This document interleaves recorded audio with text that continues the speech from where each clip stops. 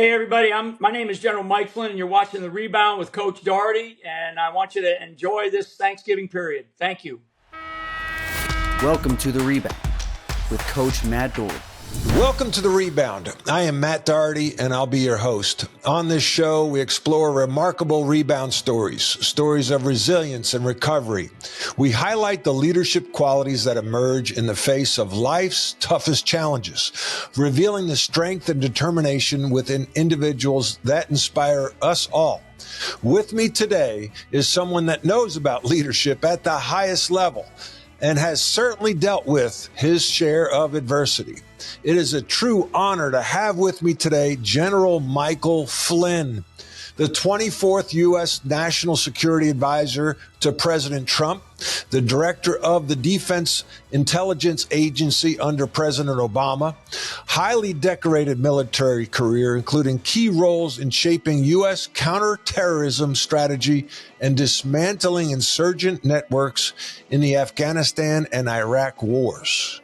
Flynn has since become a prominent leader in the Christian national movement, organizing and recruiting for what he characterizes as a spiritual and political war. General Flynn, thank you for being on the show.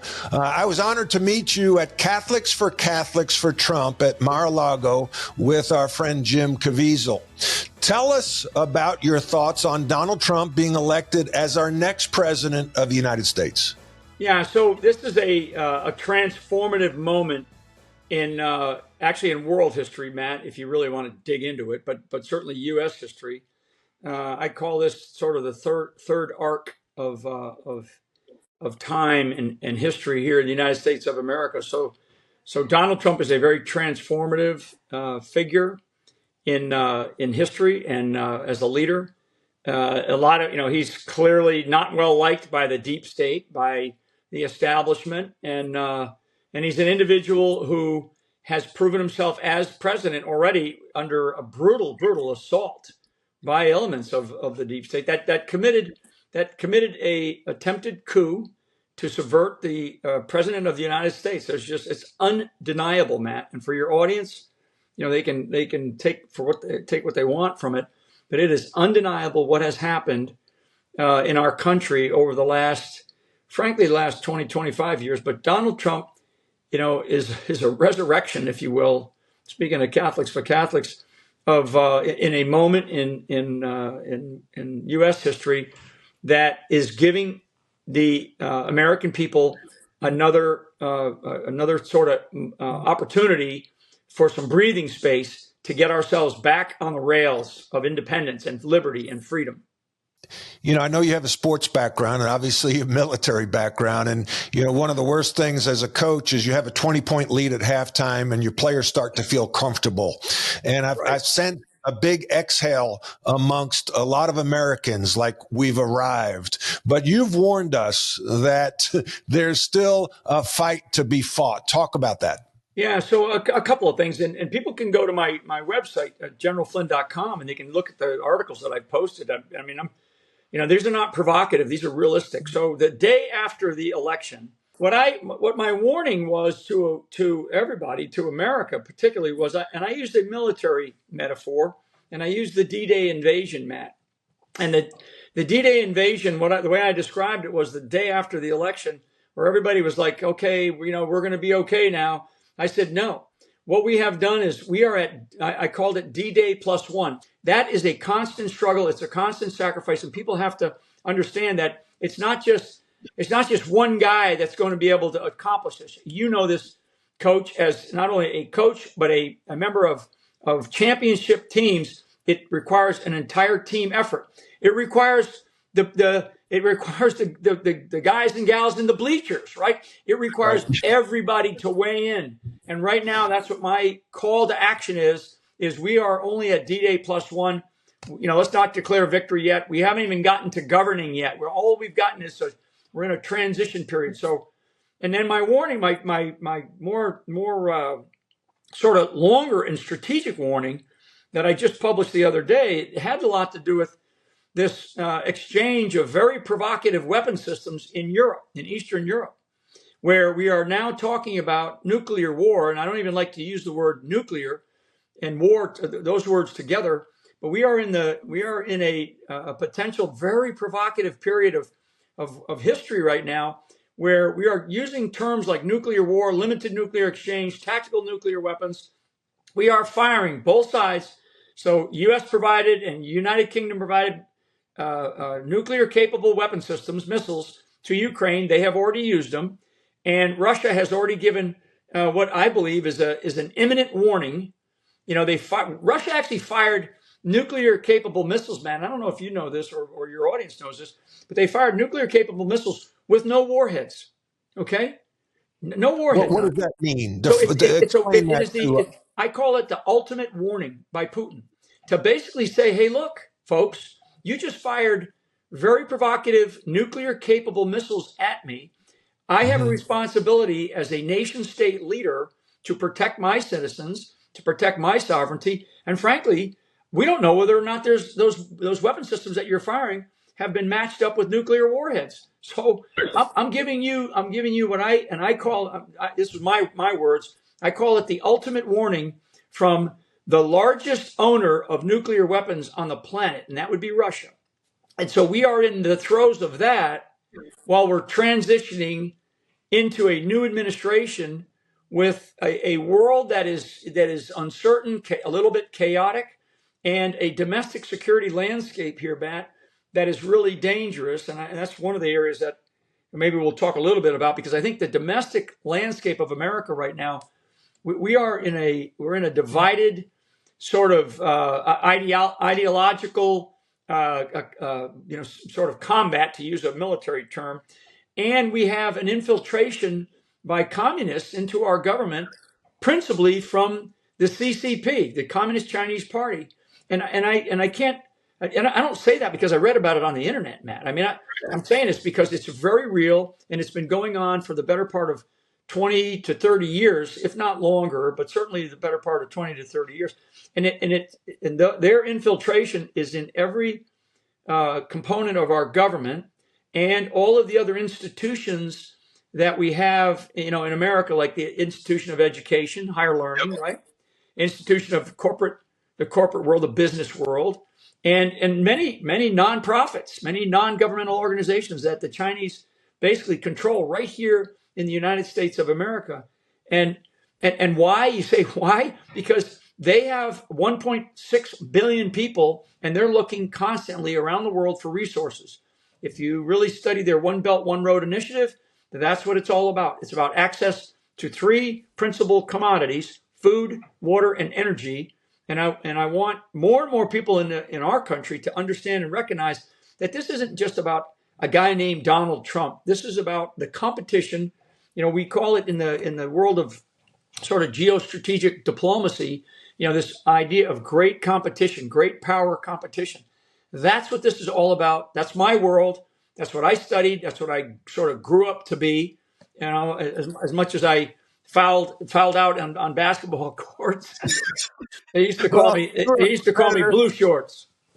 They called you what? The refs used to call me Blue Shorts at the YMCA, because they, instead of just saying Flynn or number 70, number 16, it was hey, foul on Blue Shorts, whether I was wearing them or not.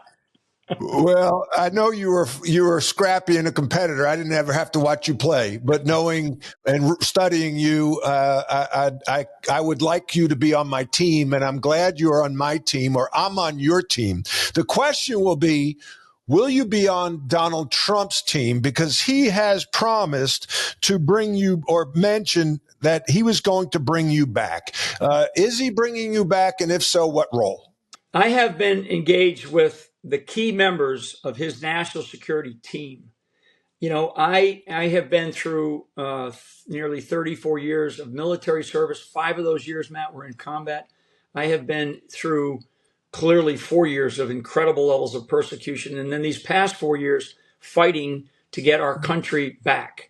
And I know that in my own way, and I'll speak for myself, that the things that we did, I've traveled to over 200 cities in the United States of America in the last 4 years, mainly small towns, to champion for America and to champion for Donald Trump. And hopefully, I use the phrase local action equals the national impact. and I know I got a lot of people at local levels to run for offices and such, that kind of stuff. So I am advising people that are going into his national security team. I am in direct contact with them. This is a long game that I am playing. In terms of strategic.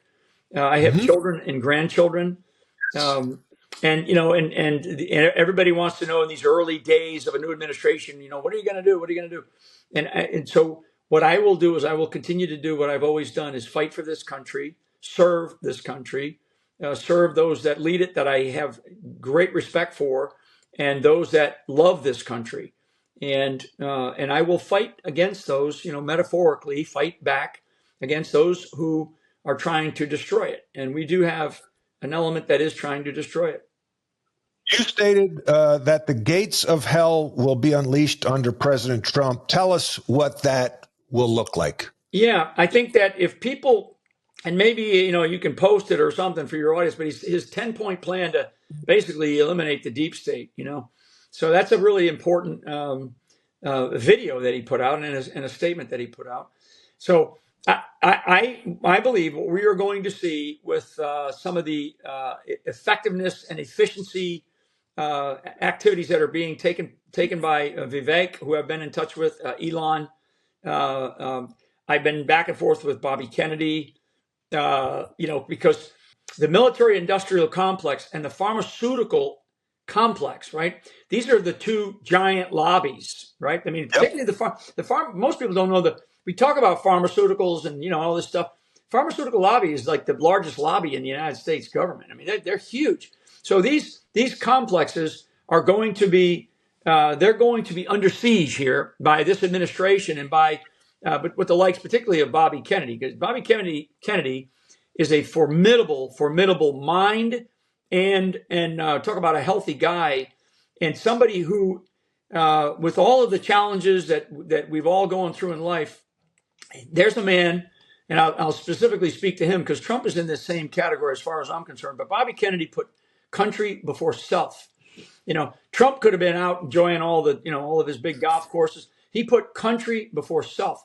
So my attitude, Matt, is to look for these people that are standing up for this country. And so when I talk about the gates of hell are going to be unleashed, I mean, actually, what I want to do is I want to open those gates up and then shove all these bastards right back into it, right? And it's like winning a game. Let me just use a sports analogy for a second, because maybe you get a lot of your audience that watches you because of your own background. And I've been on championship teams, not at the the Division I level, but I've been on championship teams.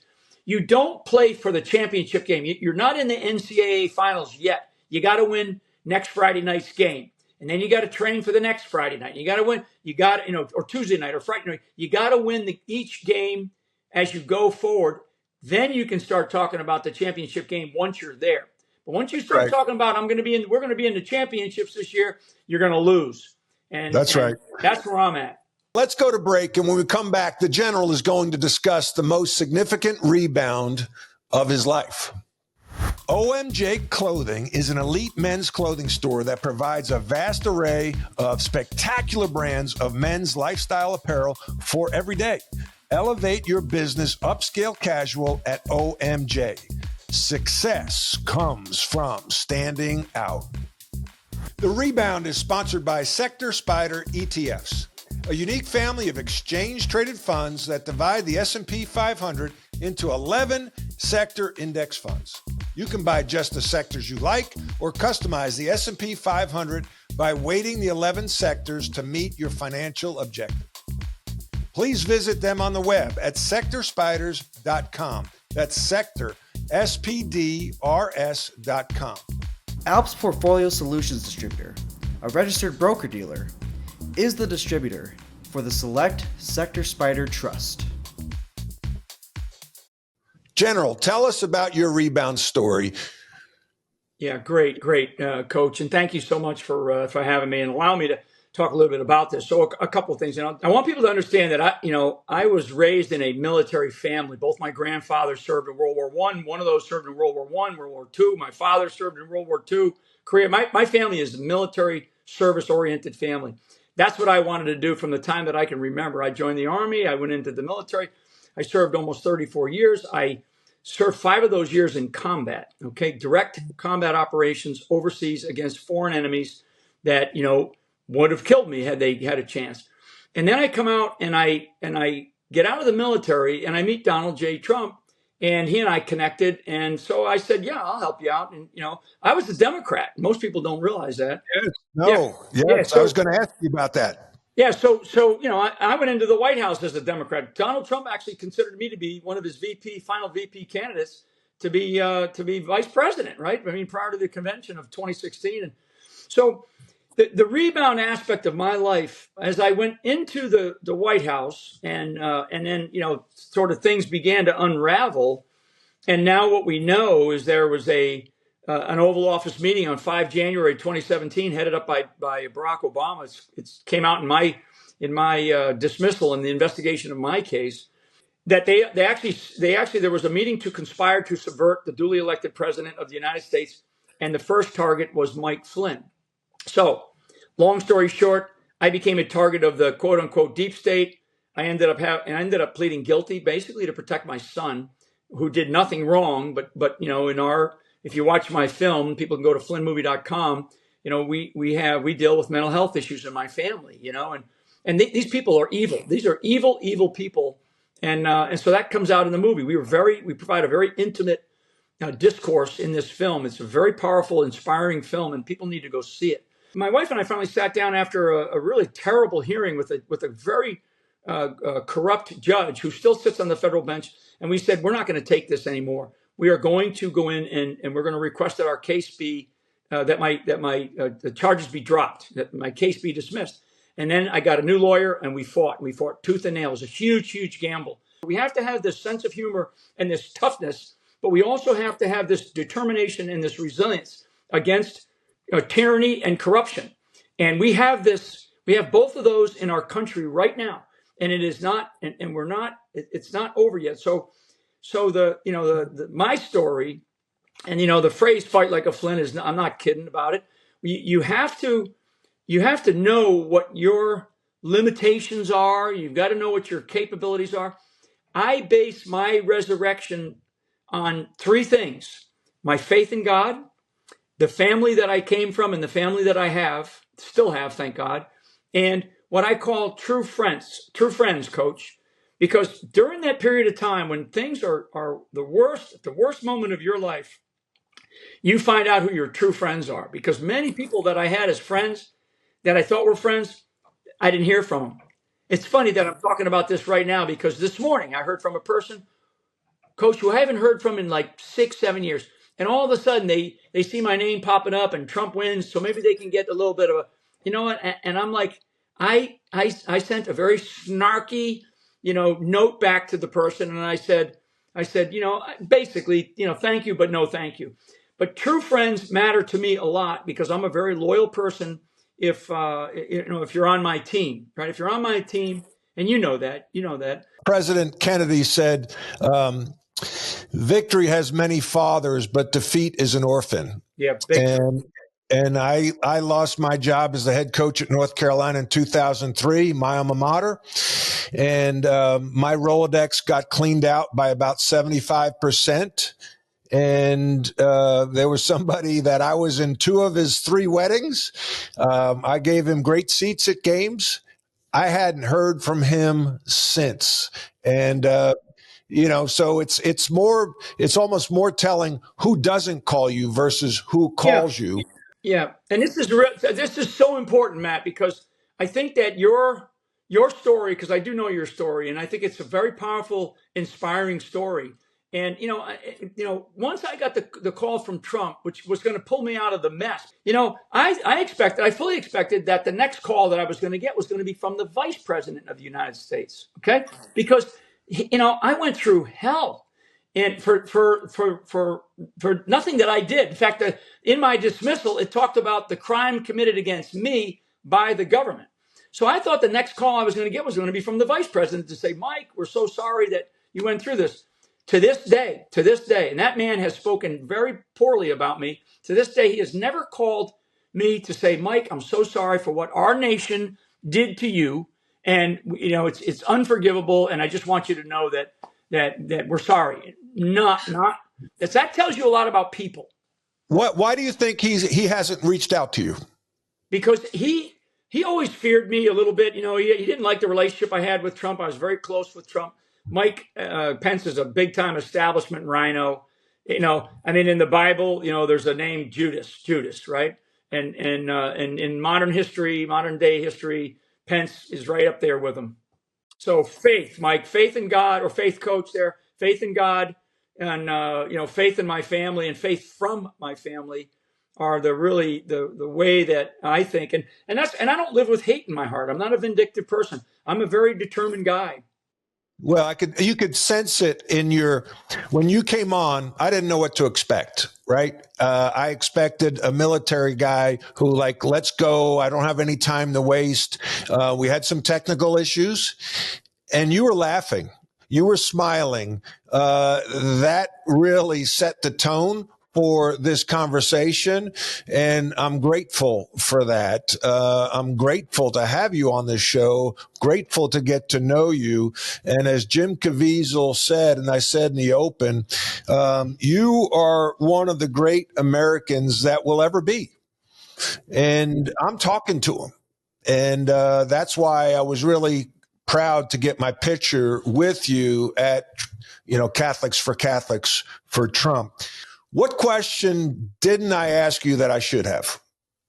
Well, I'll tell you, we're in a season of Thanksgiving, and my message, so my question would be, is that what do you want to offer to not just your audience, but to many that will watch this, because there'll be a lot of other people that will watch this, just because it's you're an interesting and a fascinating historic figure, actually, and as am I. But we're not two guys that are going to pat ourselves on the back. It's about making a difference. And so in this season of Thanksgiving that we have, what I want people to know is, a couple of things. One, what are you willing to fight for, right? And because in the military, if you're willing to fight for something, you're probably willing to die for it. So I want everybody to ask themselves that question. And I also want everybody to ask themselves, what during the season of Thanksgiving, which is the only country on the planet that celebrates this, what are you thankful for? And in this country, we should be thankful for the fact that we still maintain a modicum of liberty. We still have a beautiful Constitution that founders who taught us courage and accountability. We still have that document. It's frail, it's fragile, it's on the edges, it's torn up a little bit, but it can be returned. And I want everybody to understand that during the season of Thanksgiving, America remains in a revolutionary period in this arc of history, and God willing, He has given us a leader in the cause of Donald J. Trump, who I used to introduce to 30 and 40,000 people in stadiums as the most imperfect guy you're ever going to vote for president of the United States. And you know what they do? People would go nuts. They go, yeah, that's what we want. We don't want perfect. We're not voting for a priest, right? Well, it's authentic. It's authentic, and your Christian background. There are a lot of imperfect people that were disciples of Jesus. So, General, thank you for being with us today and sharing your Rebound story.